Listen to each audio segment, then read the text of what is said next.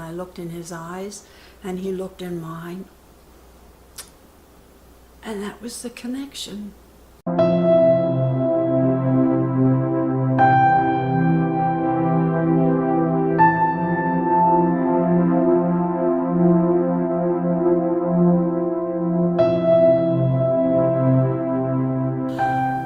There are two kinds of Quakers in this neck of the woods, and one is called birthright and the other is called convinced, and I'm both.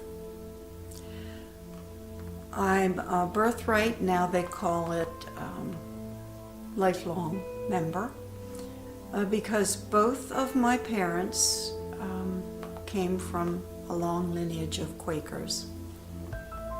And so growing up, I had all of that, my relatives and my parents, as examples of living Quakerism.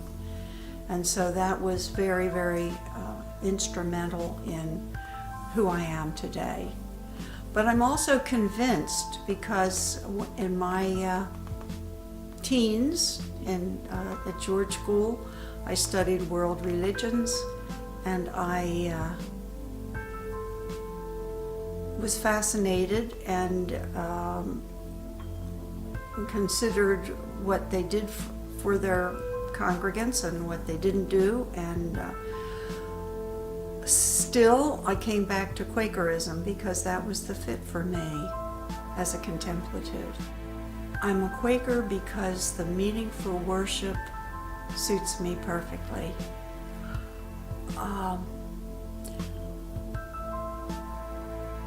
I prefer being an active part of the worship rather than a passive one. I prefer getting my inspiration and my guidance from the source rather than from intermediaries. Those are important parts. I'm a Quaker because of the mysticism. I've always known how to empty my mind, being a contemplative. So when my mind is totally empty, for instance in meeting for worship, that's when the messages come. I think that's the whole charm and pull of Quakerism, is that we have a direct connection with Source. We're guided by it, we're fed by it, we're inspired by it. And once you begin to have that working in your meeting for worship, you find that you can have it working in your daily life. That connection is never disturbed. It's always feeding me. In meeting for worship, I want to go deep immediately. And I have learned to do that through yoga and meditation and so forth. And I can be 2 minutes into meeting for worship and I'm so deep that nothing else exists and my mind is totally empty. And so I have this whole time ahead of me to be listening and to be responding within my body-mind to what comes to me from the Source. We not only have the energy of everyone else who is there, penetrating our energy field, but we also have their vocal ministry. And sometimes the ministry will speak directly to me, and sometimes it may not, but it may speak directly to someone else. And so we realize that it was meant for that other person to hear it. Also, we can hear a message that has been in our own mind and heart, and all of a sudden someone else is putting that forth. And it's like, it's come to me at the same time. We both share that. The message has come to more than one person at any given time. That's part of mysticism. If you turn yourself over, if you give yourself over to that opportunity to worship and to connect with the divine, beautiful things happen. Quakerism is to be lived.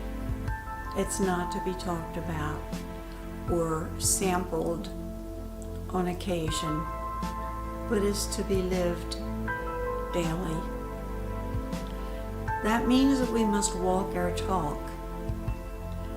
We must know what we're aiming for, and we must believe in it, and then we're unstoppable. I can think of a story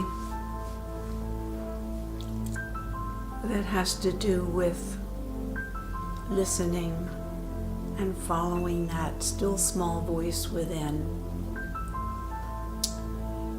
And I was making a trip down to Cape May, and I had an appointment, but on the way, as I got down there close to the bay, I was given this, was almost a command, it was so strong, this urge to turn off of my road and onto a dirt lane, and I did it. And I thought perhaps it was a bird sanctuary and I was meant to see a certain bird. And I got all the way to this end of this long dirt road, and it ended abruptly at a sand dune. And I thought, well, I looked in the sky and I looked around and I thought, I haven't seen anything unusual. Why was I called to this spot? And I got out of my car and climbed the sand dune, and what I saw in front of me was a beached dolphin. And this dolphin had been fighting for I don't know how long to get himself back in the water, and he had dug himself a hole, and the tide was receding. I rushed down, and the first thing I did was to calm him. And I got down on my belly and I looked in his eyes and he looked in mine. And that was the connection. And I said, relax, we're going to do this together. And it's emotional to this day. It was such a mystical, beautiful, beautiful happening.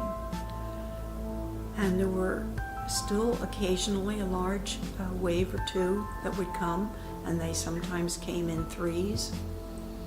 And these big, big waves actually filled his hole like a tub, and I hadn't removed the sand that was in front of him so that there was a trench to the ocean.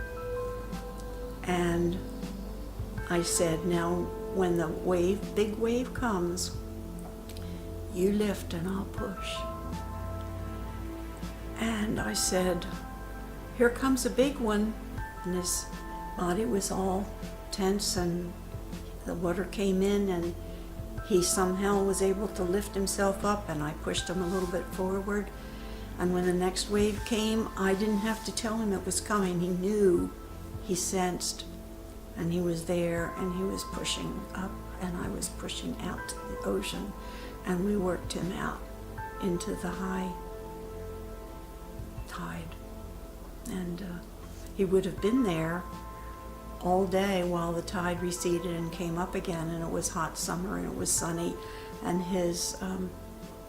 he was dry, his skin was dry, and his belly was abraded. And the celebration of us going out together into the deep water and then him being able to swim away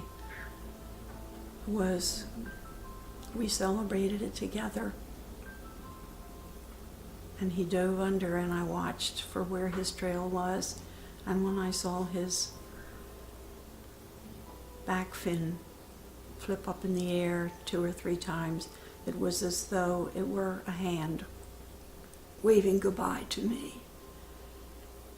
And I came out of the water and I realized that I was weeping. And it was for the success of the story, but it was also for that deep connection with another person. I call it a person with eyes that were human and a brain that was working and emotions that were feeling. And we were one entity working on this project. And I've never had quite such a powerful experience as this, but I've had many, many mystical experiences. And this one is maybe my favorite.